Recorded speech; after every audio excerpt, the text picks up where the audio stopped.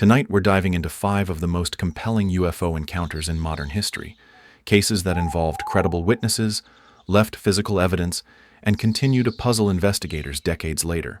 These aren't your typical, "I saw a light in the sky" stories. We're talking about events that prompted military investigations, congressional hearings, and in one case, literally coined the term flying saucer. But here's what makes these cases truly fascinating. Each one left behind something the skeptics couldn't easily explain away. Physical traces, multiple witnesses, official documentation, or all three. And while we'll never know for certain what really happened in these moments, the evidence suggests that sometimes, just sometimes, something genuinely extraordinary breaks through our ordinary world. So, settle in as we explore encounters that range from a pilot's routine flight that became front-page news to a small town that found itself under what can only be described as aerial surveillance for months on end. Fair warning, though, by the end of tonight, you might find yourself glancing up at the sky a little more often. Story 1. The Kenneth Arnold. Sighting the day flying saucers were born. June 24, 1947. Mount Rainier, Washington. The weather was crystal clear. The kind of day that makes pilots grateful for their profession and passengers blissfully unaware of how many things can go wrong at 9,000 feet. Kenneth Arnold, a seasoned pilot and businessman, was flying his Call Air A2 through the crisp mountain air, searching for a missing Marine Corps C-46 transport plane that had vanished somewhere in the Cascade Mountains. There was a $5,000 reward for finding the wreckage, which in 1947 was serious money, equivalent to about $50,000 today. Not exactly pocket change, particularly for a man who understood that aviation in the 1940s was still somewhat more adventurous than modern travelers might prefer. This was an era when in-flight entertainment meant hoping your engine didn't quit, and the refreshment service consisted of whatever you'd packed in your lunchbox. Arnold wasn't your typical weekend pilot. He had logged over 4,000 flight hours and owned the Arnold Fire Control Equipment Company in Boise, Idaho. This was a pragmatic businessman who sold fire suppression equipment, the kind of person who understood mechanical systems, physics, and the importance of accurate observation. He was about as far from a dreamy-eyed UFO enthusiast as you could get, which makes what happened next all the more intriguing. At approximately 3 p.m., while flying at 9,200 feet near Mount Rainier, Arnold spotted what he initially assumed was a formation of military jets. This seemed perfectly reasonable. After all, this was just 2 years after World War II had ended, and military aircraft weren't exactly uncommon in American skies. The country was still adjusting to peacetime, though peaceful was perhaps an optimistic description given that tensions with the Soviet Union were already mounting. But these objects were decidedly different from any aircraft Arnold had ever seen. 9 bright, metallic craft were flying in a diagonal chain formation, weaving between the snow-capped peaks of Mount Rainier like they were following some invisible highway in the sky. They moved with a fluid precision that seemed almost choreographed, maintaining perfect spacing and altitude as they navigated around mountains that would challenge even experienced pilots. Now, here's where things get historically amusing. Arnold would later describe these objects as flat and somewhat crescent-shaped, like flying wings, he said. But when he described their movement to reporters as being like a saucer would if you skipped it across water, a journalist somewhere decided this meant the objects themselves were saucer-shaped, and thus the term flying saucer was born from what was essentially a case of journalistic telephone. Sometimes the most significant moments in history pivot on the smallest misunderstandings, and occasionally a reporter who might have benefited from better listening skills. But let's return to Arnold's extraordinary encounter, because what he witnessed defied every conventional explanation available in 1947. These weren't your typical aircraft. Assuming anything about aircraft in 1947 could be called typical. For one thing, they were moving at what Arnold calculated to be approximately 1,200 miles per hour, a speed that was not just impressive but literally impossible for any known aircraft of the era. To put this in perspective, the fastest fighter plane of World War II, the German Me-262, could barely reach 540 miles per hour in a dive. Chuck Yeager wouldn't break the sound barrier until October 14, 1947, nearly 4 months after Arnold's sighting. And that required a rocket-powered aircraft dropped from a B-29 bomber.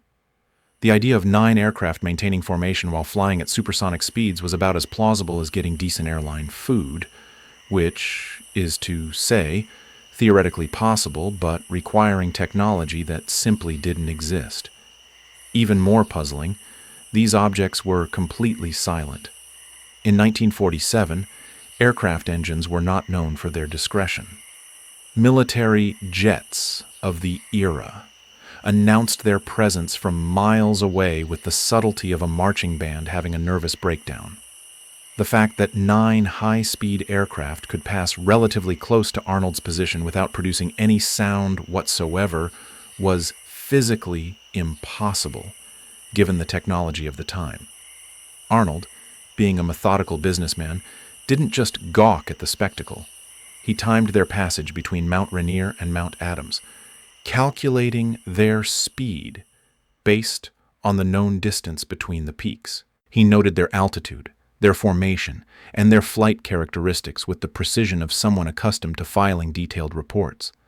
After all, he was searching for a missing aircraft.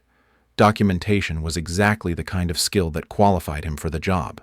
The objects maintained perfect formation throughout their flight, suggesting either incredible pilot skill or some form of automated flight control that wouldn't be invented for decades. In 1947, autopilot meant a gyroscope that could keep your wings level in good weather, assuming you were optimistic about the definition of good weather. The idea of 9 aircraft flying in perfect formation without constant pilot input was as advanced as expecting your 1947 television to stream Netflix. What struck Arnold most was how the objects seemed to undulate through the air, flowing around and between the mountain peaks like water finding its path. They didn't bank and turn like conventional aircraft. They seemed to ripple through the sky with a fluid motion that defied aerodynamics as he understood them. And Arnold understood aerodynamics quite well. His business depended on getting firefighting equipment to remote locations, often in challenging conditions. When Arnold landed at Yakima Airport, he immediately shared his story with other pilots and airport personnel. Word spread with the speed that only truly extraordinary news can achieve, which in 1947 meant telephone calls and face-to-face conversations rather than the instant global communication we enjoy today. By the time he reached his final destination in Pendleton, Oregon, that evening reporters were already waiting for him. And here's where Arnold's life took an unexpected turn. He found himself thrust into a media spotlight he never sought, becoming the reluctant father of the modern UFO era. This was a man who just wanted to sell fire equipment and occasionally search for missing aircraft, not become the poster child for little green men. Unfortunately, the universe has its own sense of humor when it comes to casting the leading roles in history. The Army Air Force, which wouldn't become the separate U.S. Air Force until September of that year, because apparently 1947 was a busy time for organizational changes, interviewed Arnold extensively. They found him credible, which was both reassuring and deeply puzzling. This was, after all, the dawn of the Cold War, and unidentified aircraft over American territory were taken quite seriously. The fact that they couldn't identify these objects was both concerning and, from a bureaucratic standpoint, rather inconvenient. Major investigations were launched. Intelligence officers interviewed Arnold multiple times. His story remained consistent, his calculations checked out, and his reputation remained solid. This presented the military with an uncomfortable situation, a credible witness reporting impossible aircraft that couldn't be explained by known technology, either American or foreign. In the days and weeks following Arnold's report, hundreds of similar sightings poured in from across the Pacific Northwest and beyond. It was as if Arnold's story had given people permission to report their own strange encounters, or perhaps his widely publicized sighting had encouraged others to look up at the sky with new attention. Either way, the term flying disc appeared in newspapers nationwide, launching what would become known as the 1947 flying disc craze. The media response was, as media responses often are, somewhat less than perfectly accurate. Newspapers across the country picked up the story, often embellishing details or misreporting facts in ways that would make modern journalists blush, assuming modern journalists were capable of blushing. The story grew in the telling, as stories often do, until the simple account of 9 crescent-shaped objects became a full-blown invasion narrative. Arnold himself watched this media circus with growing dismay. He had simply reported what he'd seen, expecting perhaps a quiet investigation and a reasonable explanation. Instead, he found himself fielding calls from reporters, curiosity seekers, and people who were convinced he'd witnessed everything from secret Soviet weapons to visiting Martians. His business suffered as he spent time dealing with the media attention rather than selling fire equipment, which was presumably more profitable than being famous for seeing things in the sky. The government's response was more measured, but no less puzzling. Various explanations were proposed and quietly discarded. Could these have been meteorites? Meteors don't maintain formation or change course around mountains. Secret military aircraft? Nothing in the U.S. inventory could match the reported performance, and foreign aircraft operating over American territory would have triggered a rather more dramatic response than polite interviews. Weather phenomena? Atmospheric conditions can create visual illusions, but they don't typically produce 9 separate, distinct objects maintaining precise formation while navigating around geographical features. Temperature inversions can cause mirages, but these usually involve distortions of existing objects rather than the appearance of entirely new ones. As the weeks passed, Arnold found himself inadvertently becoming an expert on UFO phenomena. He investigated other sightings, corresponded with researchers, and wrote about his experience. He had become, quite against his intentions, one of the founding figures of modern ufology. This was rather like setting out to buy groceries and accidentally becoming a philosopher. Unexpected, time-consuming, and not necessarily profitable. The investigation continued for months. The newly formed Air Force, inheriting the Army Air Force's headache, launched what would eventually become Project Blue Book, the official U.S. government investigation into UFO phenomena. Arnold's case became one of their first and most significant files, though they never reached a satisfactory conclusion about what he'd actually seen. Arnold himself remained convinced throughout his life that he'd witnessed either experimental aircraft far ahead of their time or something genuinely not of this world. He maintained his story unchanged until his death in 1984, despite decades of skepticism, debunking attempts, and the occasional suggestion that he'd made the whole thing up for publicity. Given that the publicity had largely ruined his quiet life and damaged his business, this seemed an unlikely motivation for fabrication. The scientific community's response was mixed, which is a polite way of saying they didn't know what to make of it either. Some dismissed the sighting outright, though this was difficult to do given Arnold's credibility and the consistency of his account. Others took a more measured approach, acknowledging that something unusual had occurred while remaining agnostic about its origin or nature. Various alternative explanations were proposed over the years. Perhaps Arnold had seen a formation of pelicans, suggested some ornithologists, apparently unaware that pelicans don't typically fly at 9,000 feet or maintain speeds of 100-200 miles per hour. Others suggested he'd observed snow or ice crystals carried by high-altitude winds, which would have required weather conditions not present that day and still wouldn't explain the formation flying. The most persistent alternative explanation involved some form of atmospheric mirage or optical illusion. The idea was that Arnold might have seen reflections of his own aircraft or distant objects distorted by temperature layers in the atmosphere. This explanation had the advantage of being scientifically plausible and the disadvantage of not actually explaining what Arnold had described seeing. As the years passed, the Kenneth Arnold sighting became enshrined in UFO lore as the founding moment of the modern era. It was the first widely publicized UFO report to receive serious media attention and government investigation.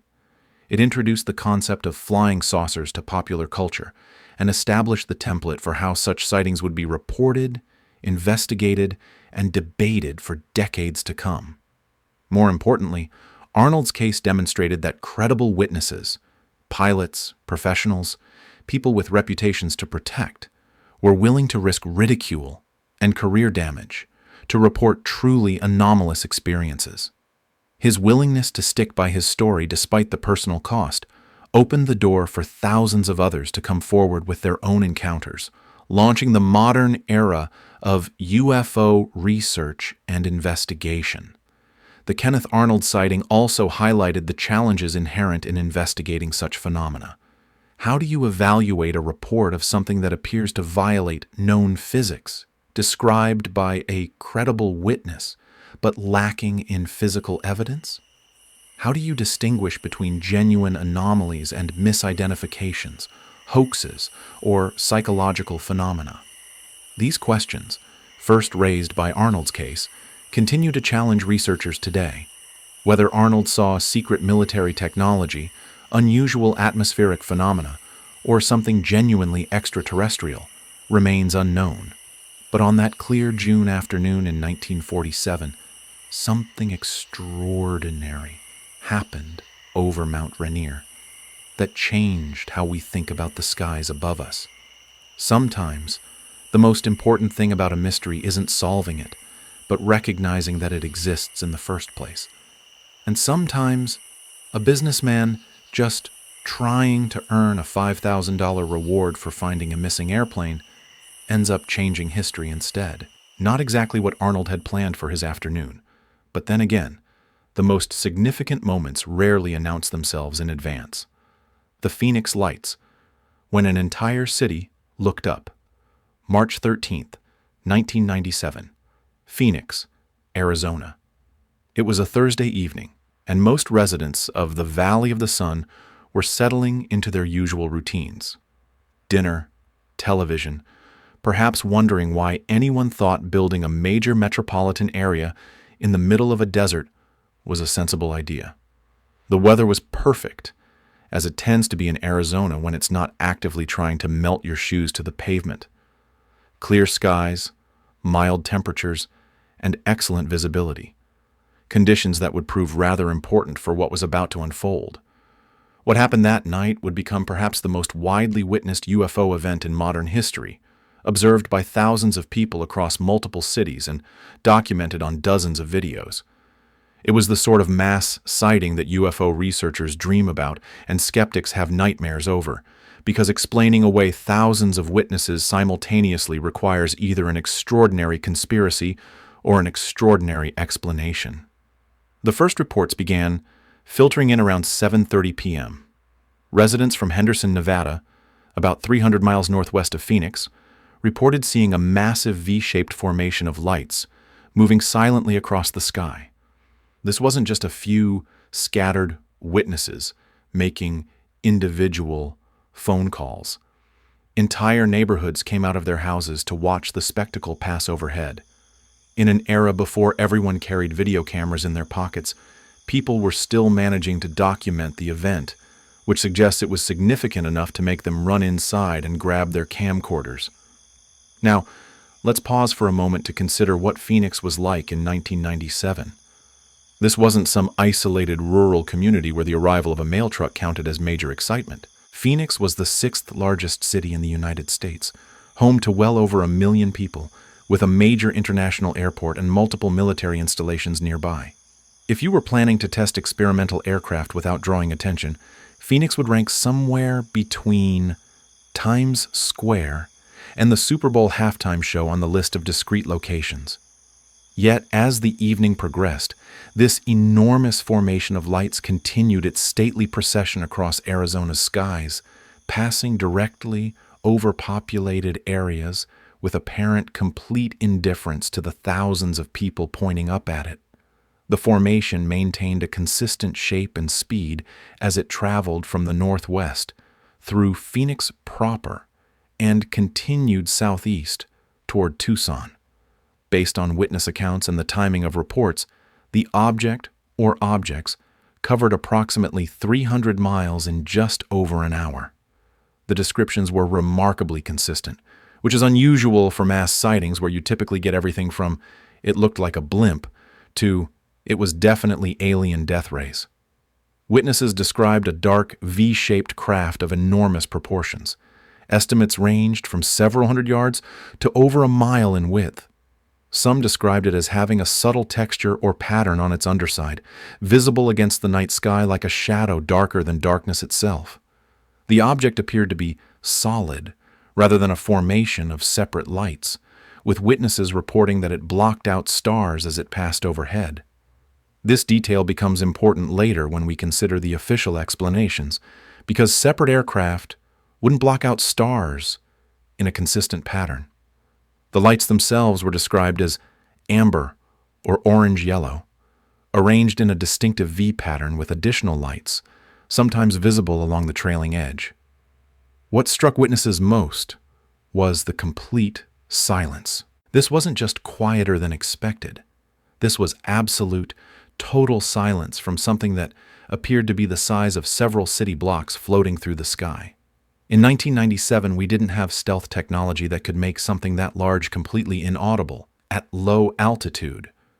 For that matter, we still don't, unless someone's been keeping some rather impressive secrets. Mike Fortson, an inspector with the Arizona Department of Public Safety and a former Air Force pilot, was driving north of Phoenix when the object passed over his vehicle. He later testified that the craft was so large it took several minutes to completely pass overhead, during which time he could see the outline of its underside silhouetted against the stars. Being a trained observer and former military pilot, Fortson was familiar with various types of aircraft. This didn't match anything in his experience. Dr. Lynn Kitei, a physician and former flight attendant, witnessed the event from her home in Paradise Valley. She managed to photograph the lights, and her images would later become some of the most famous documentation of the event. Dr. Kitei noted that the lights maintained perfect formation throughout their passage, suggesting either extraordinary pilot coordination or a single massive craft. Given that maintaining formation flying at night is challenging even for experienced military pilots, the precision of the display was remarkable. Perhaps the most famous witness was Arizona Governor Fife Symington himself, though it would be years before he admitted it publicly. Symington was on his way home when he observed the massive craft pass over the city. However, being a politician, he initially chose to handle the situation with the diplomatic approach politicians are famous for, which is to say he deflected attention with humor while privately wondering what the hell he'd just seen. But we're getting ahead of ourselves. Let's return to that Thursday evening and what was unfolding across the Arizona desert. As reports continued to pour in from various cities along the object's path, a pattern began to emerge that would challenge every conventional explanation anyone could devise. The object's behavior was unlike anything in conventional aviation. It moved at a steady, unhurried pace. Witnesses estimated around 30 miles per hour, which is far too slow for jet aircraft and unnecessarily slow for any practical transportation. It was as if something was deliberately putting itself on display, cruising along at a speed that allowed thousands of people to get a good, long look at it. Witnesses in different cities reported seeing the same basic configuration, a dark, massive, V-shaped object with lights arranged in a precise pattern. But here's what makes this particularly interesting from an investigative standpoint. The witnesses didn't have time to coordinate their stories or influence each other's observations. The object appeared over Henderson, Nevada at 7:30 p.m. and passed over Tucson around 8:45 p.m. In 1997, before widespread internet and cell phone communication, people in different cities couldn't quickly compare notes about what they were seeing. This meant that when investigators later interviewed witnesses, they found remarkably similar descriptions from people who had no opportunity to align their accounts. It's one thing for a few people to see something and later convince each other they saw the same thing. It's quite another for hundreds of people across multiple cities to independently describe identical phenomena. The craft's apparent size was perhaps the most startling aspect of the sighting. Multiple witnesses described it as being enormous, not just large for an aircraft, but genuinely massive in a way that defied easy categorization. Some compared it to a flying aircraft carrier, others to multiple city blocks arranged in a V formation. These weren't vague estimates. Many witnesses had reference points that allowed them to gauge the object's size with some precision. For instance, several witnesses observed the object pass between them and known landmarks, allowing them to estimate its altitude and, consequently, its size. When something appears to be several hundred feet above you and blocks out a significant portion of the sky, you can make reasonably accurate calculations about its dimensions. The consensus among witnesses was that this was something genuinely massive, far larger than any known aircraft. The silence was equally puzzling. Conventional aircraft produce noise proportional to their size and speed. Something the size witnesses described should have been generating tremendous noise, even at relatively low speeds. Jet engines, propellers, helicopter rotors, all produce distinct acoustic signatures that would be audible for miles. Yet witness after witness reported complete silence, as if the object was somehow moving without disturbing the air around it. Dr. Kite later noted that the silence was so complete that she could hear normal nighttime sounds, crickets, distant traffic, air conditioning units, while this enormous object passed directly overhead. This wasn't a case of quiet engines. This was a case of no detectable propulsion system at all. As the object continued its journey across Arizona, something interesting began happening on the ground. Word was spreading through traditional means: phone calls, conversations with neighbors, people running outside to alert others. In Phoenix, thousands of people were now aware that something unusual was occurring, and many were scanning the skies waiting for it to arrive. This created an unusual situation, a mass UFO sighting with an audience. By the time the object reached Phoenix proper, large numbers of people were already outside, cameras ready, watching for its arrival. This wasn't a case of scattered individual witnesses. This was a coordinated observation by a prepared audience, which makes the subsequent consistent descriptions all the more significant.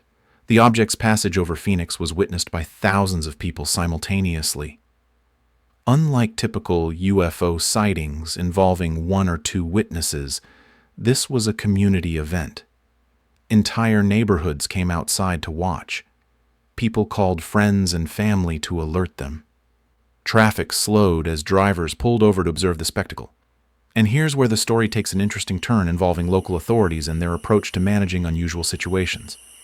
The next day brought the first wave of media coverage, and with it, the inevitable press conference. Governor Symington, perhaps sensing that "I saw a giant alien spacecraft over Phoenix" might not play well with voters or federal oversight committees, decided to approach the situation with characteristic political finesse.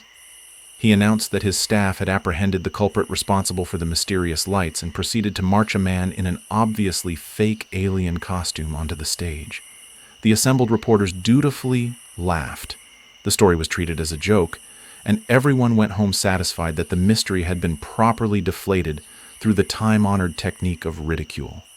This approach worked splendidly, assuming the goal was to discourage serious investigation and ensure that witnesses felt comfortable keeping quiet about their experiences. Nothing quite dampens enthusiasm for reporting anomalous phenomena like having the governor mock you on television, which may or may not have been the intended effect. In fairness to Governor Symington, managing public reaction to mass UFO sightings wasn't exactly covered in standard gubernatorial training programs. But the story didn't end there, because the universe apparently has a sense of humor about human attempts to dismiss the extraordinary.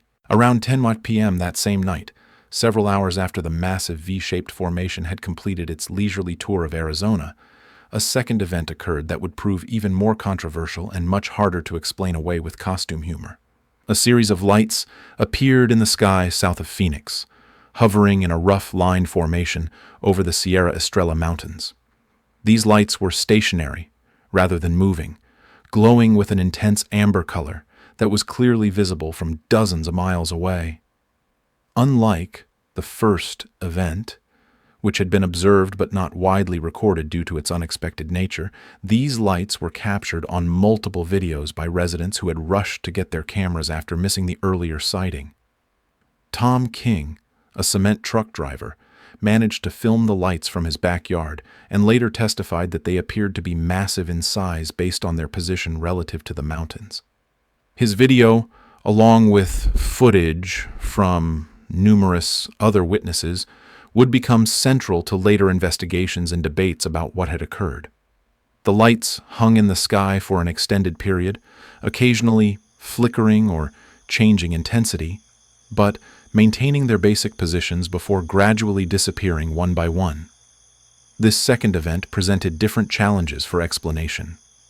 While the first sighting involved a moving object that could potentially be explained as aircraft in formation, these lights were clearly stationary and appeared to be hovering at considerable altitude over mountainous terrain. They also appeared to be much larger than conventional flares or aircraft lights, based on their visibility from great distances and their apparent size relative to the mountains. The military's response to these events was, initially, complete silence. For several months, no official explanation was offered for either the massive V-shaped formation or the later stationary lights. This silence was perhaps understandable from a bureaucratic perspective, given that acknowledging unidentified aircraft over a major American city presents certain challenges from a national security standpoint.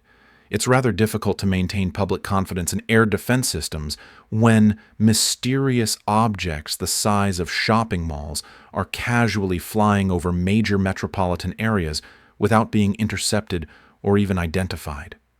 The lack of immediate explanation also meant that speculation filled the vacuum.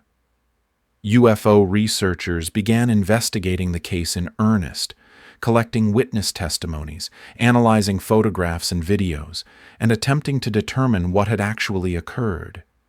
Meanwhile, skeptics began proposing conventional explanations, though they faced the challenge of accounting for the sheer scale of the sighting and the consistency of witness reports. Eventually, however, pressure from media coverage and public interest forced an official response. The explanation, when it finally came several months later, was that the evening's events had been caused by military exercises from the Barry-Goldwater Range, a massive training area southwest of Phoenix. According to the Air Force, the V-shaped formation had been a group of A-10 Thunderbolt aircraft on a training mission, while the later stationary lights were illumination flares dropped during a separate exercise. This explanation had the advantage of being officially sanctioned and the disadvantage of not actually matching what thousands of people had observed. A-10 aircraft, while excellent at their intended role of close air support, are neither particularly large nor particularly quiet. They're designed to be rugged and effective, not stealthy or mysterious. The idea that a formation of A-10s could appear as a single massive craft blocking out stars requires a rather generous interpretation of how formation flying works and how visual perception operates. More problematically, A-10s don't typically fly in perfect V formations at night over populated areas, because this would be both militarily pointless and unnecessarily dangerous. Formation flying at night requires constant attention and communication between pilots, making it unsuitable for routine training exercises. Military aircraft also don't typically conduct training flights directly over major metropolitan areas, particularly at the low altitudes reported by witnesses. Additionally, A-10s are equipped with standard aviation lighting, red and green navigation lights, anti-collision strobes, and other required safety equipment. These lights would appear distinctly different from the amber-orange lights consistently reported by witnesses. The aircraft also produced distinctive engine noise that would be clearly audible to ground observers, yet witness after witness reported complete silence. The flare explanation for the second event was more plausible on the surface, though it raised its own questions. Military illumination flares are designed to illuminate ground targets during night operations and typically burn for a relatively short period while descending by parachute. The Phoenix lights remained stationary for an extended period and appeared to be at a considerable distance from the Goldwater Range.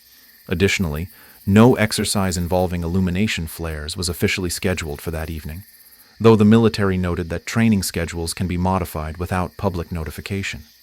The lights also appeared to be much larger and brighter than typical flares would appear at such distances, and their behavior, hovering in formation before disappearing one by one, didn't match how flares typically behave.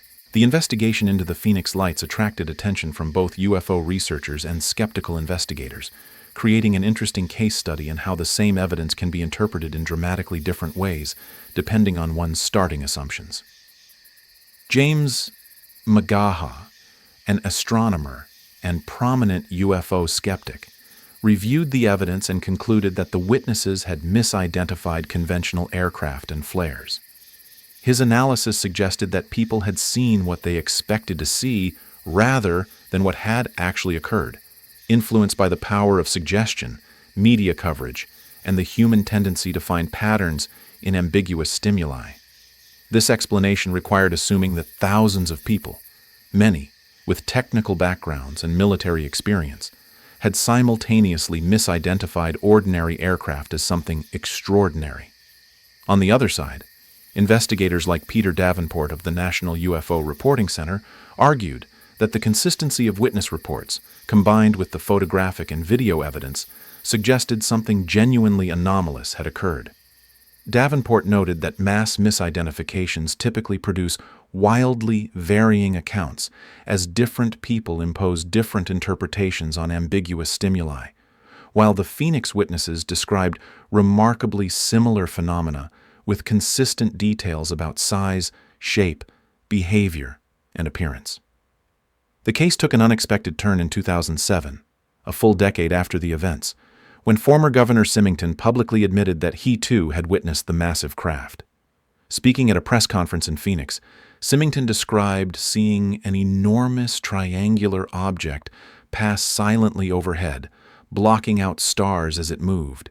He apologized for his earlier mockery of witnesses, explaining that he had been concerned about preventing panic and maintaining public order in the immediate aftermath of the sightings. Symington's admission was significant, not just because of his position as governor during the events, but because he was a former Air Force pilot with extensive experience identifying various types of aircraft. His military background meant he understood the difference between conventional aircraft and something genuinely anomalous. His description matched those of other witnesses, adding considerable credibility to accounts of a massive structured craft rather than a formation of separate aircraft. The governor's confession also revealed the political complexities involved in handling mass UFO sightings. Symington explained that he had felt torn between his duty to inform the public and concerns about causing panic or undermining confidence in government institutions. His decision to deflect attention through humor, while effective in the short term, had contributed to suppressing serious investigation of the events. In the years following the Phoenix Lights, similar triangular UFOs have been reported worldwide, leading some researchers to suggest they represent a consistent phenomenon rather than isolated events. The flying triangle has become a staple of modern UFO reports, described as large, silent, triangular, or V-shaped craft that appear to operate with technology beyond current acknowledged human capabilities. These reports share common characteristics with the Phoenix Lights: enormous size, complete silence, low-speed flight, and the ability to hover or move in ways that conventional aircraft cannot. Some researchers have suggested these represent a specific type of craft, whether of unknown origin or representing classified military technology that hasn't been publicly acknowledged. The Phoenix Lights case also highlighted the challenges faced by witnesses of anomalous phenomena. Many people who reported seeing the craft faced ridicule or dismissal from friends, family, and co-workers. The governor's initial mocking press conference sent a clear message that such reports would not be taken seriously by authorities, potentially discouraging other witnesses from coming forward with their accounts. This suppression of witness testimony represents a significant problem for investigating anomalous phenomena. When authorities dismiss or ridicule reports, it creates a climate where people are reluctant to share their experiences, making it difficult to gather the comprehensive data needed for serious analysis. The Phoenix Lights demonstrated how official responses can shape public perception and investigation of unusual events. Despite decades of investigation, analysis, and debate, The Phoenix Lights remain fundamentally unexplained. The official explanations of military aircraft and flares don't adequately account for witness descriptions of a massive, silent craft blocking out stars and moving at impossibly slow speeds. Alternative explanations involving experimental military technology face the problem that no such technology has been publicly acknowledged, and testing it over populated areas would violate standard military protocols and common sense. Atmospheric phenomena, mass hallucination, and various forms of misidentification have all been proposed as explanations, but each faces significant challenges when confronted with the evidence. Atmospheric phenomena don't typically maintain precise geometric formations while traveling hundreds of miles across multiple states. Mass hallucinations don't appear on video cameras or produce consistent witness descriptions across diverse populations. Weather anomalies don't block out stars in consistent patterns or hover motionlessly over specific geographic features. What makes the Phoenix Lights particularly compelling is not just the number of witnesses, but their diversity and credibility. This wasn't a case of a few UFO enthusiasts seeing what they wanted to see.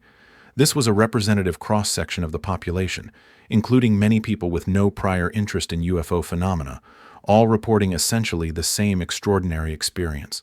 The event included witnesses from various professional backgrounds: pilots, police officers, doctors, teachers, military personnel, and government officials.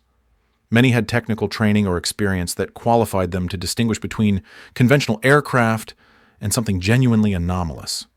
The fact that so many credible witnesses independently reported similar observations adds significant weight to their testimonies. The Phoenix Lights also demonstrated the power of mass media and official responses in shaping public perception of anomalous events. The governor's humorous press conference effectively discouraged serious media coverage and scientific investigation, ensuring that the incident was filed away as a curiosity rather than a genuine mystery worthy of rigorous inquiry. This approach may have prevented panic, but it also prevented the kind of systematic investigation that might have provided answers.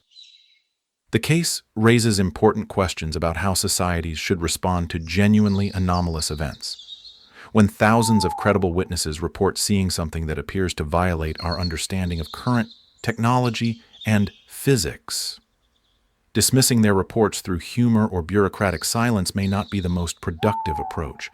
The Phoenix Lights suggest that we might benefit from more systematic and open-minded investigation of such phenomena, regardless of how unusual or challenging they appear.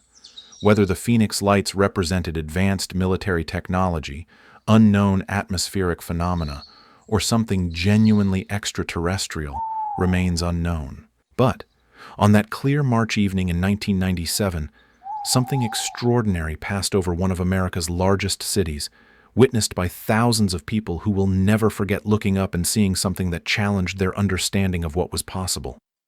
And sometimes, when an entire city looks up at the same time and sees the same impossible thing, the most rational response might be to admit that our understanding of what's possible could use some updating. Though apparently it's easier to trot out someone in an alien costume and hope everyone gets the joke. After all, there's nothing quite like a little official mockery to ensure that extraordinary events get the serious investigation they deserve. But then again, perhaps that was precisely the point. Betty and Barney Hill, the first modern abduction, September 19th, 1961, Route 3, New Hampshire. The White Mountains stretched endlessly through the darkness, their peaks invisible against the star-filled sky. It was well past midnight, and Betty and Barney Hill were driving home to Portsmouth after a pleasant vacation in Montreal. The highway was nearly empty, this being an era when interstate travel at night meant actual solitude rather than an endless convoy of tractor-trailers and caffeine-fueled commuters. Betty, 41, was a social worker with the state welfare department, the kind of person who dealt with the human problems that had concrete solutions and paperwork to prove it. Barney, 39, worked for the Postal Service and served on the local Civil Rights Commission. a man accustomed to routine, order, and the reliable behavior of government institutions. They were, in short, about as far from the typical UFO contactee stereotype as you could get. No history of wild claims, no fascination with science fiction, no tendency toward elaborate storytelling, just two responsible adults driving home from vacation, which makes what happened next all the more puzzling. Around midnight, Betty noticed a bright star that seemed to be following their car. Now, stars don't typically follow cars, which is one of those basic astronomical facts that most people learn early and rarely have cause to question. But this particular star appeared to be keeping pace with their vehicle as they wound through the mountain curves, growing brighter and more distinct as they watched. Barney, being the practical sort who probably changed the oil in his car exactly when the manual recommended, initially dismissed Betty's observation. Stars, after all, often appear to follow moving vehicles due to their vast distance and the observer's changing perspective. This is basic physics, not cause for concern. But as the light grew brighter and began to move in ways that stars categorically do not move, making sharp turns, stopping, hovering, even Barney's rational skepticism began to waver. They pulled over near Lancaster, New Hampshire, to get a better look at this unusually athletic star. What they saw through Barney's binoculars was distinctly unstar-like, a disc-shaped object with rows of windows, inside which figures could be seen moving about. Now, this presented something of a philosophical problem for two people whose worldview didn't generally include aircraft with no visible means of propulsion hovering silently over rural highways. Barney later described seeing beings looking down at them through the craft's windows, beings that didn't appear to be human, or at least not the sort of humans you'd expect to find operating mysterious aircraft over New Hampshire. These figures had large eyes and seemed to be observing the hills with the same curious interest that the hills were observing them.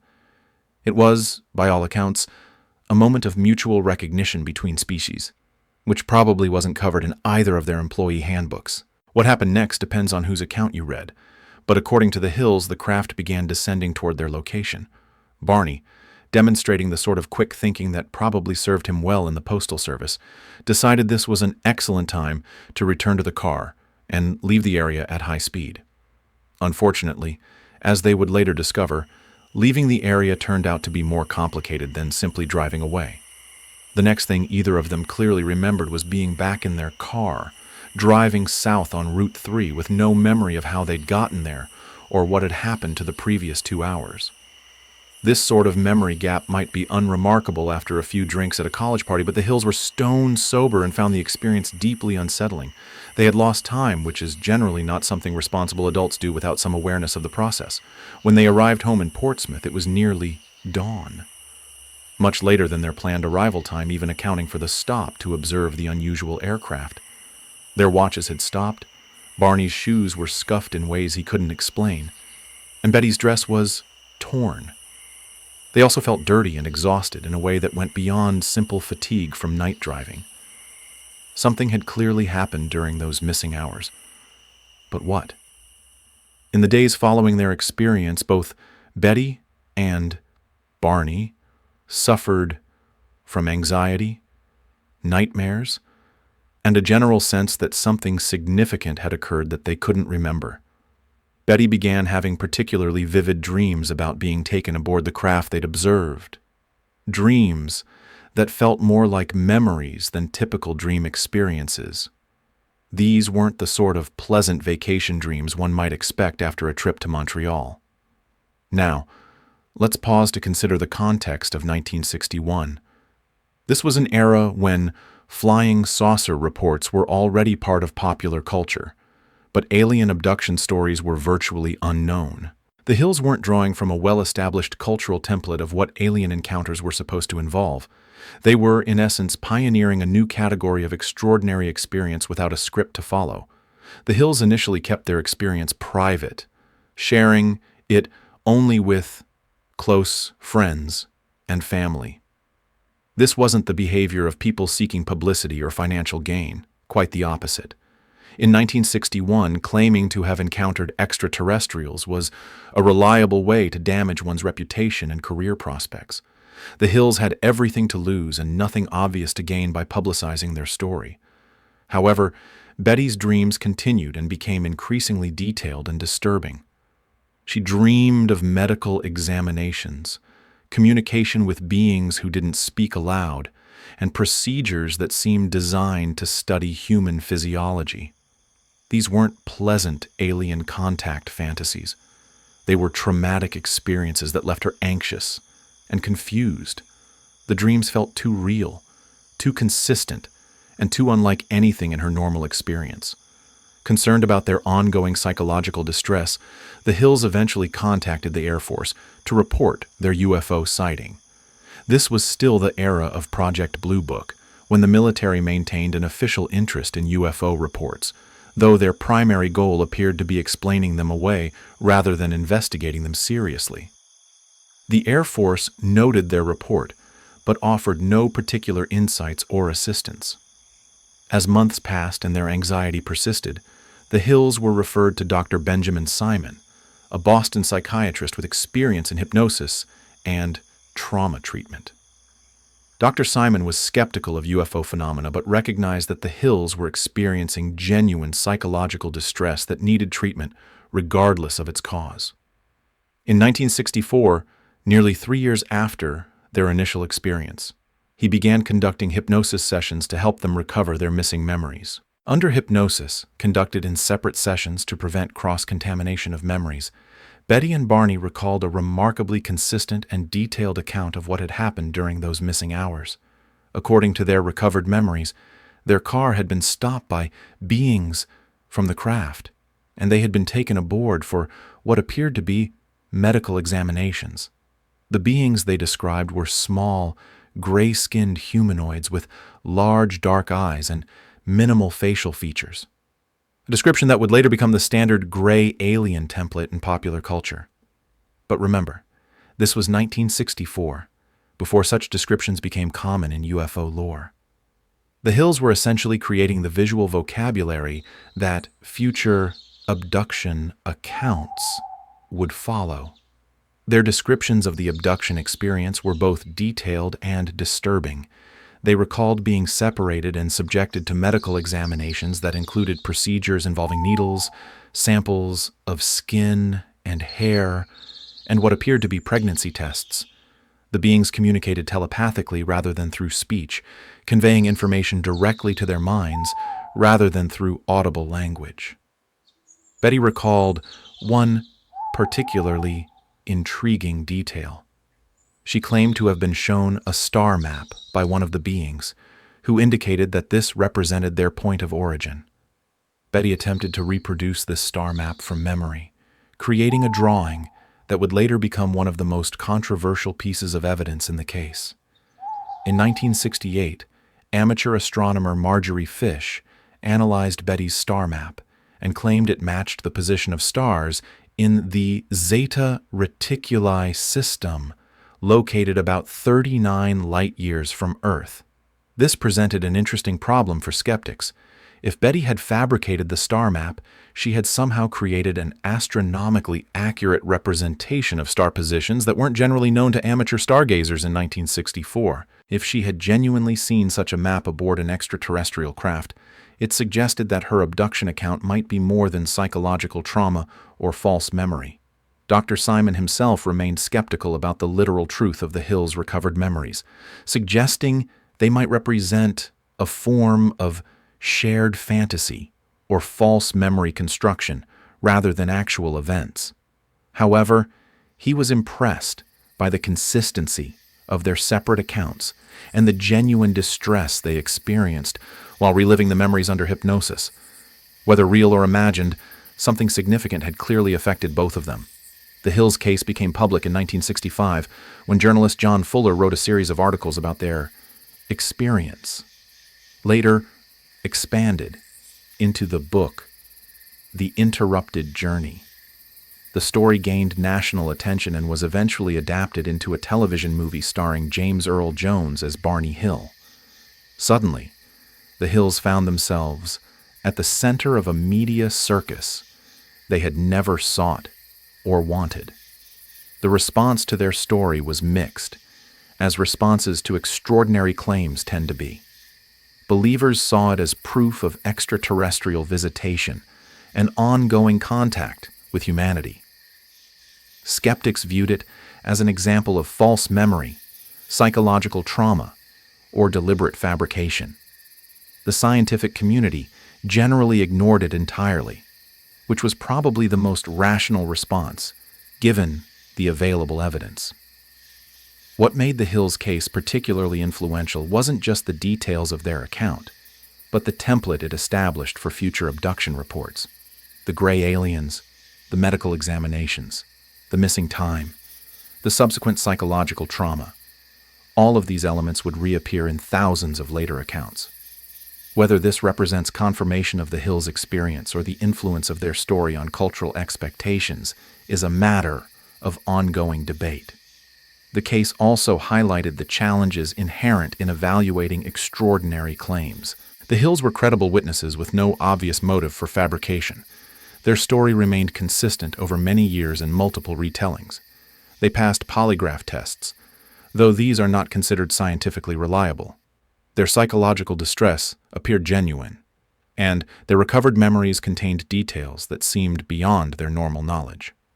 However, none of this constituted proof that their experience had occurred as remembered.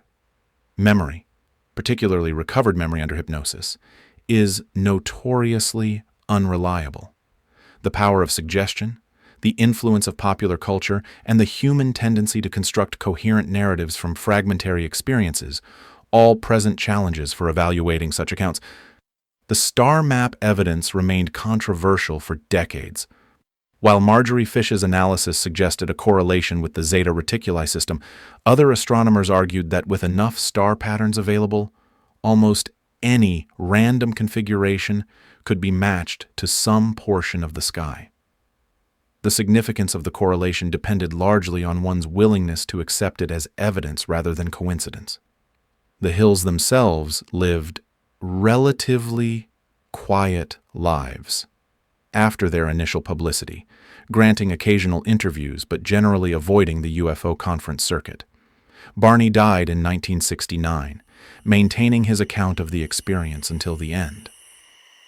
Betty lived until 2004, becoming more active in UFO research in her later years, but never substantially changing her version of what had happened that night in 1961. Their case established several precedents that would influence UFO research for decades. It demonstrated that abduction accounts could come from credible, psychologically stable witnesses rather than the stereotypical fringe personalities often associated with UFO reports.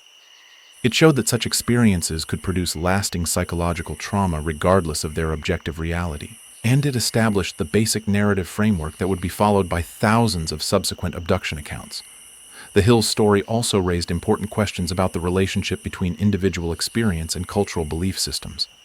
Did their account influence later abduction reports, creating a kind of cultural template that shaped how people interpreted unusual experiences?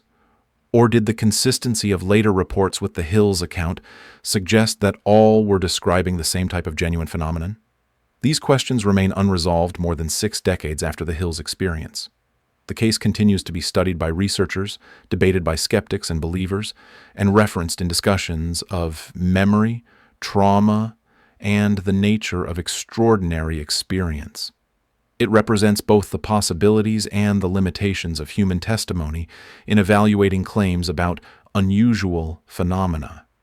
Whether Betty and Barney Hill were actually abducted by extraterrestrial beings on a lonely New Hampshire highway in 1961 remains unknown. What is certain is that they experienced something that profoundly affected their lives and inadvertently helped create the modern mythology of alien abduction. Their account opened a door to a new category of human experience that continues to challenge our understanding of memory, perception, and the nature of reality itself. And sometimes the most important thing about a story isn't whether it's literally true, but what it reveals about the limits of our knowledge and the persistence of mystery in a world that often pretends to have everything figured out. Though it's worth noting that if extraterrestrials really were conducting medical examinations on randomly selected humans in 1961, their patient consent procedures could have used some work. After all, most medical facilities at least provide a gown and explain what they're planning to do before they start poking around with mysterious instruments. But then again, perhaps interstellar medical ethics operate under different standards than terrestrial ones.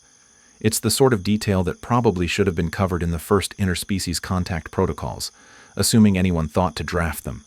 Travis Walton, the woodsman who vanished. November 5, 1975, Apache Sitgreaves National Forest, Arizona. The sun was setting behind the pine-covered mountains, casting long shadows across the forest floor as 7 tired men finished another day of timber thinning. It had been a long, hard day of cutting trees under a government contract, the kind of work that builds strong backs and modest bank accounts, assuming you don't mind spending your days in remote wilderness areas, where the biggest excitement is usually avoiding widowmakers and poison ivy. The crew was heading home in Mike Rogers' pickup truck, bouncing along a dirt logging road that seemed designed more for mountain goats than motor vehicles. These were working men from the small town of Snowflake, Arizona, a place where everyone knew everyone else's business, and extraordinary claims were generally met with the sort of skepticism reserved for politicians and used car salesmen. They were loggers, not philosophers, more concerned with board feet and payroll than the mysteries of the universe. But what happened in the next few minutes would transform these 7 ordinary men into reluctant participants in one of the most controversial UFO cases in history. It would also demonstrate that sometimes the universe has a rather dark sense of humor when it comes to choosing who gets to experience the impossible. Travis Walton, 22 years old and the youngest member of the crew, was riding in the back of the truck with the others when they spotted something that didn't belong in the forest. Through the trees ahead, a golden glow was visible, too bright and too steady to be a campfire, too low to be an aircraft, and too obviously artificial to be any natural phenomenon.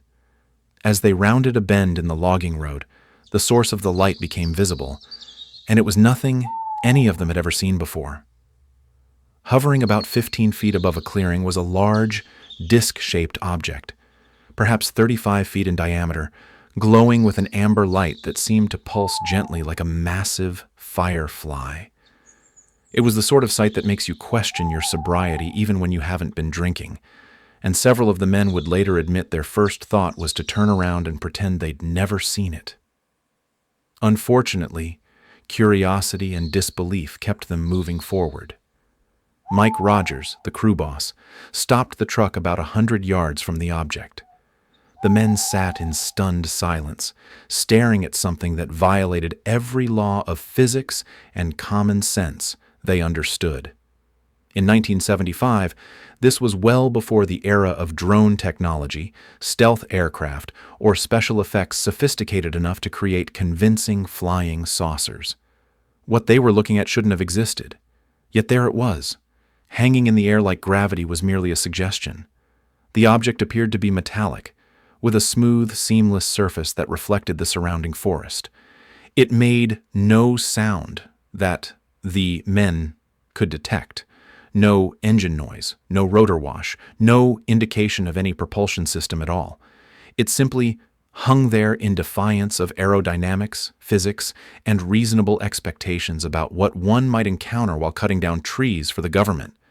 Now, this is where the story takes a turn that would change Travis Walton's life forever, and not necessarily for the better. While his 6 companions sat in the truck debating whether they were witnessing a secret military test, a mass hallucination, or the end of the world, Travis made a decision that ranks high on the list of questionable choices in UFO history. He got out of the truck and walked toward the object. In fairness to Travis, he was young, curious, and probably operating under the assumption that mysterious glowing objects hovering in forests were worth investigating rather than fleeing from. This was the sort of logic that made perfect sense to a 22-year-old and absolutely no sense to anyone with more life experience and a better understanding of risk assessment. As Travis approached the craft, if that's what it was, it began to wobble slightly, like a spinning top losing momentum. The pulsing glow intensified, and what happened next would haunt his 6 witnesses for the rest of their lives. A brilliant blue beam of light shot from the bottom of the object, striking Travis in the chest and launching him backward several feet. The beam lifted him off his feet and threw him to the ground like he'd been hit by lightning, though without the usual accompaniments of thunder, burning, or the distinctive smell of ozone. His crewmates, displaying the sort of survival instincts that had presumably kept them alive through years of dangerous logging work, decided this was an excellent time to leave. Mike Rogers threw the truck into reverse and backed away from the scene at high speed, his 6 passengers unanimous in their agreement that whatever was happening to Travis, they didn't want to share the experience. After driving several hundred yards down the logging road, far enough to put some distance between themselves and the otherworldly light show, Rogers stopped the truck. The men sat in shocked silence, trying to process what they'd just witnessed. Eventually, their consciences overcame their terror, and they decided to return to help Travis, assuming there was anything left of him to help. When they returned to the clearing, both Travis and the object were gone. The forest was dark, quiet, and completely ordinary, as if nothing unusual had ever occurred. They searched the area with flashlights, calling Travis's name, but found no trace of him. It was as if he had simply vanished along with the craft, leaving behind 6 very confused witnesses and a mystery that would endure for decades. The men returned to Snowflake and reported Travis missing to the authorities. This presented something of a communication challenge, since he was zapped by a UFO and disappeared wasn't the sort of explanation that typically appeared on police reports. Initially, they simply reported that Travis had gone missing during their return from work, leaving out the more extraordinary details until pressed for specifics. Sheriff Marlon Gillespie, a practical man accustomed to dealing with lost hunters, domestic disputes, and the occasional cattle rustling, found himself faced with 6 men telling an identical but completely implausible story. The men claimed that their friend had been struck by a beam of light from a flying saucer and had vanished. This was not the sort of case covered in standard law enforcement training programs. A massive search was launched immediately. Rescue teams, volunteers, and law enforcement officers combed the forest looking for any sign of Travis. Helicopters searched from the air. Bloodhounds tracked scent trails that led nowhere. An experienced woodsman who knew every square mile of the area found nothing. It was as if Travis Walton had simply ceased to exist. As news of the disappearance spread, the 6 witnesses found themselves under intense scrutiny.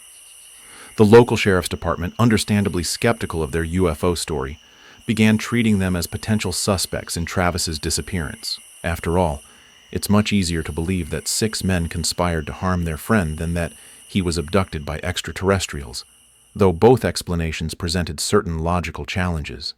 The men were questioned extensively, both individually and as a group.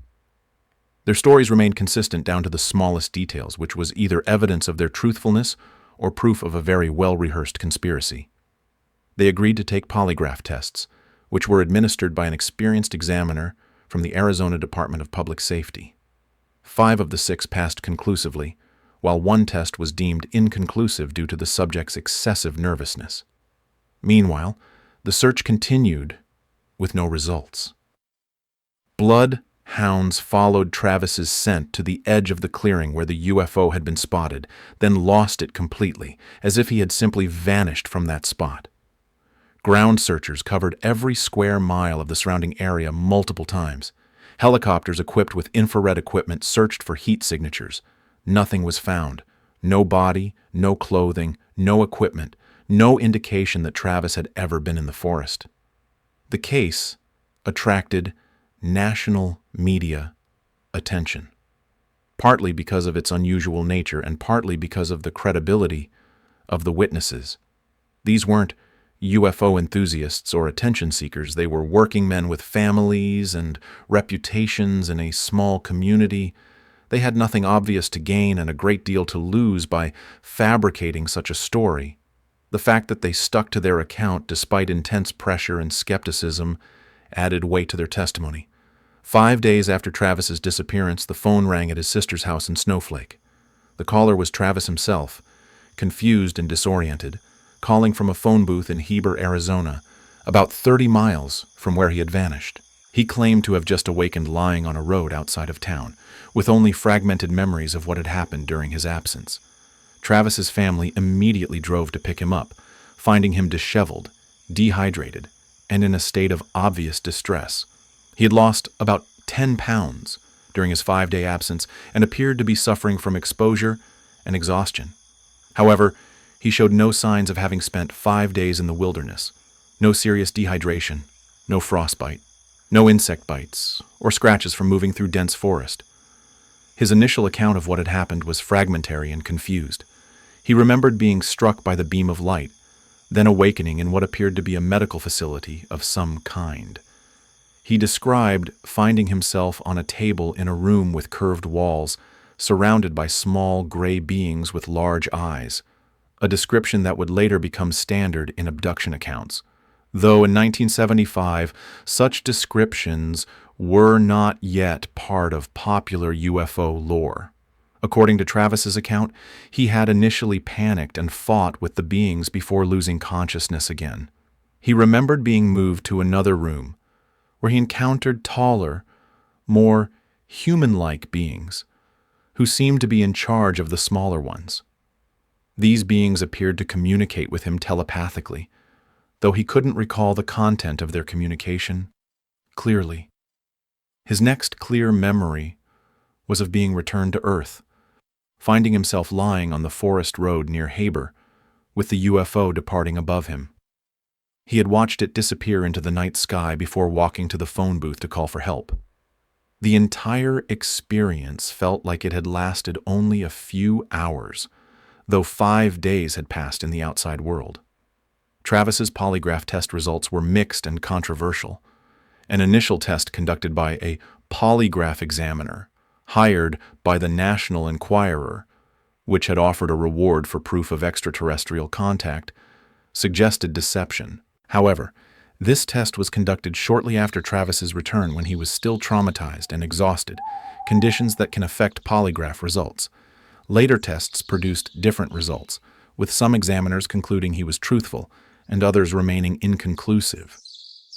The controversy surrounding the Travis Walton case has never fully subsided. Supporters point to the consistency of the 6 witnesses' accounts, their polygraph test results, and the absence of any clear motive for fabricating such a story. The men were part of a logging crew working under a government contract that they were behind schedule on completing. Some have suggested they might have invented the UFO story to excuse their inability to finish the job on time. But this seems like an extraordinarily elaborate excuse for a work delay. Skeptics have proposed various alternative explanations. Some suggested that Travis might have staged his own disappearance, hiding out somewhere for 5 days before returning with a fabricated abduction story. However, this theory requires assuming that Travis was willing to endure a massive search effort, put his family through 5 days of anguish, and risk criminal charges, all for the sake of a hoax that brought him more trouble than benefit. Others have suggested that the entire crew might have been involved in a conspiracy, perhaps to cover up an accident that resulted in Travis's death, followed by a decision to fabricate the UFO story when his body couldn't be found. This theory faces the challenge of explaining how Travis could participate in covering up his own death, since he was very much alive when he returned. The case was investigated by numerous researchers over the years, including both UFO proponents and skeptics. Philip Klass, a prominent UFO debunker, spent considerable effort attempting to prove the case was a hoax, but was never able to provide convincing evidence of deception. Similarly, UFO researchers who investigated the case found compelling evidence for its authenticity, but no proof that would satisfy skeptics. Travis himself wrote a book about his experience, The Fire in the Sky, which was later adapted into a Hollywood movie. The film took considerable dramatic license with the actual account, emphasizing the more frightening aspects of the alleged abduction and adding elements that weren't part of Travis's original story. This sensationalization may have actually damaged the case's credibility by making it appear more like science fiction than a documented account. The case had a significant impact on the small community of Snowflake. The 6 witnesses found themselves the subject of constant attention and speculation. Some residents believed their story, while others remained skeptical. The controversy affected relationships, businesses, and family dynamics in ways that persisted for years. For the witnesses, the experience of being suddenly thrust into the center of an international UFO controversy was almost as traumatic as the original incident. Mike Rogers, the crew boss, later admitted that he regretted not immediately driving away when they first saw the object. He felt responsible for Travis's experience and the subsequent trauma suffered by all involved.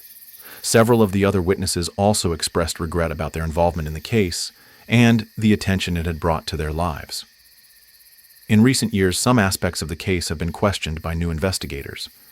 In 2021, Mike Rogers briefly recanted parts of his story, suggesting that some details might have been embellished over the years. However, he later reaffirmed the basic facts of the case, stating that they had indeed seen a UFO and that Travis had disappeared after being struck by a beam of light.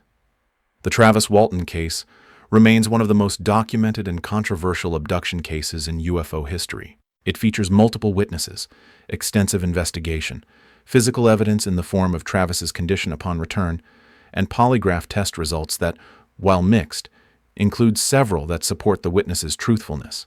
The case also involves a prolonged disappearance that was thoroughly documented by law enforcement and media coverage. Whether Travis was actually abducted by extraterrestrials during those 5 days in November 1975 remains a matter of debate. What is certain is that something extraordinary happened in the Apache Sitgreaves National Forest that changed the lives of 7 men and created one of the most enduring mysteries in modern UFO lore. The case also illustrates the personal cost of being involved in high-profile UFO incidents. The witnesses found their lives forever changed by a few minutes of extraordinary experience, subjected to decades of scrutiny, debate, and controversy. Their story has been analyzed, criticized, defended, and sensationalized, but never definitively proven or disproven. And sometimes, the most important lesson from such cases isn't whether they're literally true, but what they reveal about the courage required to report extraordinary experiences in a world that isn't always ready to accept them. Though it's worth noting that if you ever find yourself in a remote forest and encounter a mysterious glowing object, the unanimous advice from everyone involved in this case would be to stay in the vehicle and drive away quickly. After all, curiosity may have killed the cat, but at least the cat wasn't subjected to decades of polygraph tests, media interviews, and skeptical analysis afterward. Sometimes discretion really is the better part of valor, particularly when dealing with phenomena that operate outside the normal rules of physics and common sense. Rendlesham Forest, Britain's Roswell, December 26, 1980. Rendlesham Forest, Suffolk, England. Boxing Day had arrived with typical English winter weather. Cold, damp, and the sort of persistent drizzle that makes you wonder why anyone ever thought building a civilization in such a climate was a good idea. The ancient forest stretched between RAF Woodbridge and RAF Bentwaters, 2 Cold War-era air bases that housed American nuclear weapons and some of the most sophisticated military technology of the era. This was not, in other words, the sort of place where unusual aerial phenomena were likely to be dismissed as weather balloons or swamp gas. These were military installations housing nuclear assets during one of the tensest periods of the Cold War, staffed by personnel trained to identify aircraft, missiles, and anything else that might represent a threat to Western civilization. If something unexplained appeared in the skies over these bases, it would be taken very seriously indeed. The bases themselves were products of the special relationship between Britain and America. That diplomatic arrangement where Britain provided strategic locations and America provided the nuclear weapons, creating a partnership that was special in the way that a marriage where one partner holds all the car keys tends to be special. RAF Woodbridge and Bentwaters were among the most sensitive military installations in Europe, which makes what happened there all the more remarkable. It began around 3:00 a.m. when security personnel at RAF Woodbridge reported seeing strange lights descending into Rendlesham Forest. The lights appeared to be moving in a controlled manner, descending slowly through the trees rather than falling like meteors or aircraft debris. This was concerning enough to warrant immediate investigation, since unidentified objects near nuclear weapons storage areas tend to focus the mind wonderfully. Airman First Class John Burroughs and Staff Sergeant Jim Penniston were dispatched to investigate what was initially assumed to be a downed aircraft. These were trained security personnel, responsible for protecting some of the most sensitive military assets in NATO's arsenal. They weren't the sort of men given to flights of fancy or prone to misidentifying Venus as an alien spacecraft. As they approached the area where the lights had been seen, they encountered something that would challenge every assumption they had about military security, physics, and the nature of reality itself.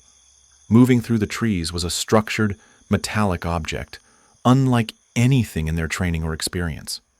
It appeared to be triangular, roughly 9 feet long and 6 feet high, with a surface that seemed to shift between metallic and translucent as they watched. Penniston, displaying either remarkable courage or a profound misunderstanding of proper safety protocols, approached the object closely enough to touch it. He later described the surface as feeling warm and smooth, with symbols carved or etched into its side that resembled hieroglyphics more than any human language or technical markings. He took detailed notes and sketches in his security log, documenting what may have been humanity's closest recorded encounter with technology from elsewhere. The object's behavior was unlike anything conventional. It moved through the dense forest without disturbing the undergrowth, maneuvering between trees with the fluid grace of something unencumbered by the usual limitations of size, weight, and mechanical propulsion. It emitted lights that seemed to pulse with intelligence, changing color and intensity as if responding to the observer's presence. Then, as suddenly as it had appeared, the object lifted vertically through the forest canopy and vanished into the night sky. Burroughs and Penniston were left standing in a forest clearing, trying to process what they had just experienced. Their radios, which had been filled with static during the encounter, suddenly cleared. Time seemed to resume its normal flow, though both men would later report that something about their perception of time had been altered during the encounter. The next morning brought a return to the site with additional personnel and equipment. What they found were 3 triangular impressions in the forest floor, arranged in a perfect pattern that matched the object's apparent landing configuration. The impressions were deep and precise, suggesting something of considerable weight had rested there. Tree branches above the landing site were broken or singed, as if something very hot had passed through them. More intriguingly, radiation readings taken at the site showed levels significantly above background normal. The readings were highest at the 3 impression points and decreased with distance from the landing site, creating a pattern consistent with contamination from a single source. This wasn't dramatic, movie-style radiation that would kill you instantly, but a measurable anomaly that suggested exposure to some form of nuclear technology or exotic propulsion system. 2 nights later, on December 28th, the forest lights returned. This time, Deputy Base Commander Lieutenant Colonel Charles Halt was called to investigate personally. Halt was a career military officer, not given to believing in little green men or other flights of fantasy. He was the sort of pragmatic, by-the-book commander that the Air Force produces when it needs someone reliable to manage nuclear assets during a global standoff with the Soviet Union. Halt assembled a team that included security personnel, photographers, and equipment for measuring radiation and other environmental factors. He also brought a handheld tape recorder, which would prove to be one of the most important decisions in UFO history. What he recorded that night would become known as the Halt tape, one of the most compelling pieces of audio evidence ever captured during a UFO encounter. The tape captures Halt's real-time observations as the events unfold around him. His voice is calm but increasingly amazed as he describes lights moving through the forest, objects maneuvering in ways that violate aerodynamics, and beams of light that seem to be directed with intelligence and purpose. This isn't someone recounting a story years later with the inevitable embellishments that memory provides. This is a trained military observer documenting anomalous phenomena as they occur. "There's no doubt about it. There's some type of strange, flashing red light ahead," Halt can be heard saying on the tape. "It appears to be maybe moving a little bit this way. It's brighter than it has been. It's definitely coming this way. Pieces are shooting off it. There's no doubt about it. This is weird." The objects Halt and his team observed that night appeared to demonstrate technology far beyond anything in the human inventory, even the classified systems housed at the air bases. They moved silently through the forest, maneuvered around trees without any visible means of propulsion, and at one point appeared to send a beam of light down toward the weapon storage area of the base itself. This last detail is particularly significant from a military security perspective. If foreign agents or aircraft had penetrated the airspace around a nuclear weapon storage facility and directed some form of scanning beam at the weapons themselves, it would have constituted an act of war. The fact that no military response was initiated suggests that whatever was happening was either beyond the capability of conventional forces to address or was being handled through channels so classified that even the base commander wasn't fully briefed on the response. The beam incident was witnessed by multiple personnel and recorded on Halt's tape. "Here, he comes from the south. He's coming toward us now. Now we're observing what appears to be a beam coming down to the ground. This is unreal." The calm professionalism in Halt's voice makes his amazement all the more compelling. This is a man trained to remain composed under pressure, yet clearly struggling to process what he's witnessing. Following the second night's events, Halt filed an official memorandum to the Ministry of Defense, summarizing the incidents and requesting guidance on how to proceed. This memo, known as the Halt Memo, was later leaked to the public and became one of the few official military documents acknowledging unexplained aerial phenomena at a sensitive military installation. The memo is a masterpiece of military understatement, describing unexplained lights and unusual aerial phenomena in the sort of carefully neutral language that allows military personnel to document extraordinary events without sounding like they've lost their minds. It notes the physical evidence, the radiation readings, and the multiple witness accounts, while carefully avoiding any speculation about the origin or nature of the phenomena. The British Ministry of Defence's response was equally masterful in its bureaucratic deflection. They acknowledged receipt of the memo and noted that they had found no evidence that the events posed a threat to national security.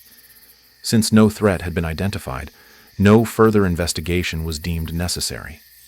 This was the sort of official non-response that manages to be both completely accurate and utterly unhelpful simultaneously. What the MOD didn't mention was that their investigation had been somewhat limited in scope. They had interviewed some witnesses, reviewed the physical evidence, and consulted with various experts, but they hadn't exactly thrown the full resources of British intelligence into solving the mystery. This was partly understandable. In 1980, Britain had more pressing concerns than forest lights, including economic recession, political upheaval, and the ongoing challenge of maintaining the special relationship with an American administration that sometimes forgot Britain existed. The case might have remained classified indefinitely, if not for the persistence of researchers and journalists who gradually pieced together the story through interviews with witnesses and Freedom of Information Act requests. The details emerged slowly over several years, creating a picture of events that was both extraordinary in scope and remarkably well documented for a UFO case. What made Rendlesham particularly compelling was the combination of credible military witnesses, physical evidence, official documentation, and real-time audio recording. Most UFO cases rely on witness testimony alone, often gathered years after the events. Rendlesham provided multiple forms of contemporary evidence, created by trained military observers with no obvious motive for fabrication. The witnesses included not just security personnel, but commissioned officers up to the deputy base commander level. These were career military professionals with security clearances, responsible for protecting nuclear weapons during the Cold War. They weren't civilians prone to mistaking Venus for a spaceship, or teenagers looking for attention. They were the sort of people trained to accurately identify aircraft, assess threats, and maintain operational security under pressure. Skeptics proposed various explanations for the Rendlesham events.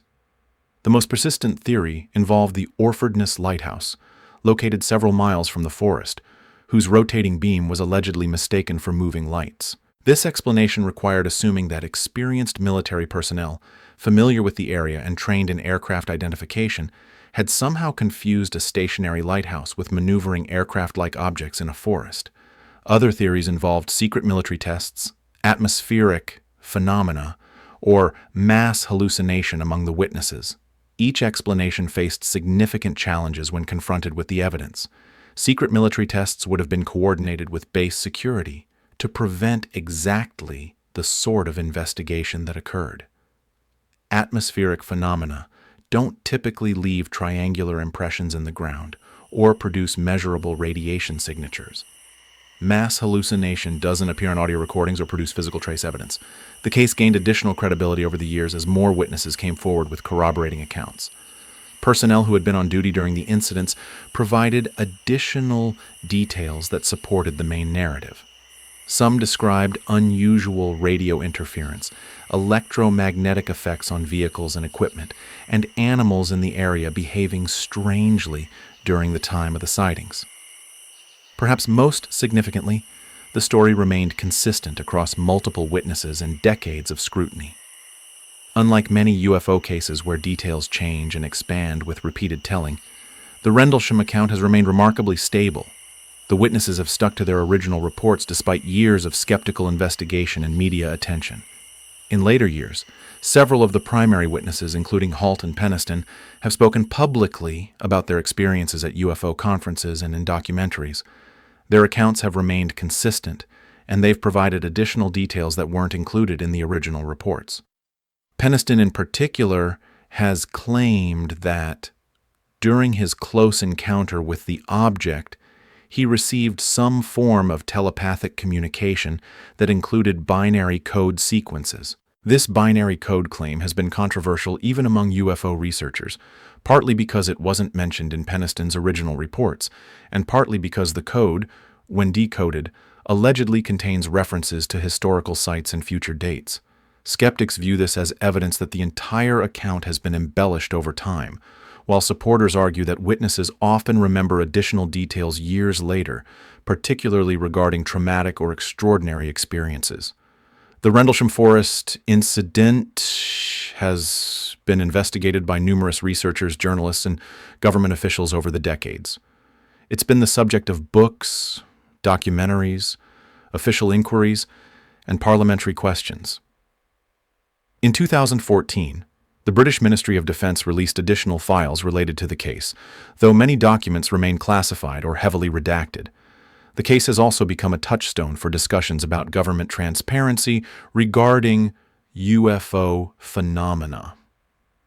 The official response, acknowledging that something unexplained occurred but dismissing it as non-threatening, represents a middle ground between outright denial and admission of extraterrestrial visitation. It's the sort of carefully calibrated response that governments use when dealing with genuinely anomalous events that don't fit existing explanatory frameworks. Today, Rendlesham Forest has become something of a pilgrimage site for UFO researchers and enthusiasts.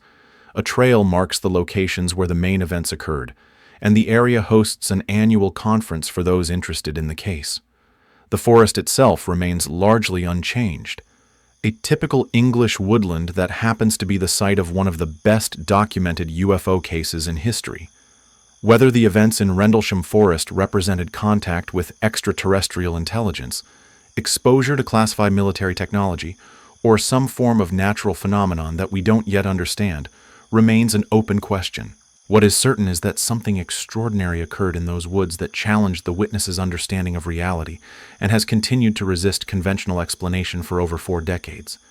The case also demonstrates that military personnel, despite their training and skepticism, can encounter phenomena that lie outside their experience and expertise. The responses of Halt, Peniston, and the other witnesses, careful documentation, measured reporting, and professional conduct in the face of the impossible, represent perhaps the best example of how such encounters should be handled. And sometimes, the most remarkable thing about extraordinary events isn't what happened, but how the people involved chose to respond. The Rendlesham witnesses could have kept quiet, filed vague reports, or denied their experiences when faced with skepticism. Instead, they documented everything they could, reported through official channels, and maintained their accounts despite decades of scrutiny and criticism. Though it's worth noting that if extraterrestrials really were interested in examining human nuclear weapons facilities, they might have chosen a location with better weather. December in Suffolk isn't exactly ideal conditions for interstellar tourism unless alien civilizations have a particular fondness for cold drizzle and the sort of persistent dampness that makes you question the wisdom of evolution. But then again, perhaps beings advanced enough to travel between stars wouldn't be deterred by a little English weather.